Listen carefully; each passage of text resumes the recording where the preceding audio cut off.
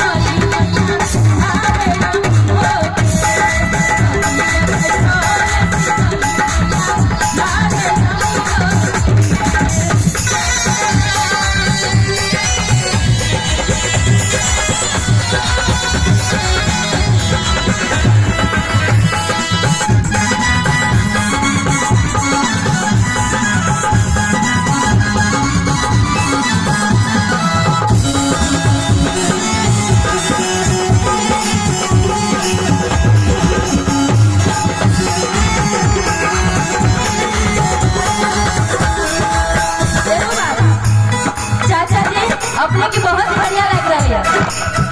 और हम चाहे कि भगवान के दरबार में बराता है कदे खुद देवे तो और बढ़िया लगते की अही के घर द्वार पे ऐसे रखे आओ एक पे रह जाओ चाचा जी अपने के बैठे अही के बैठी हंसला से काम चलते अपने आओ करते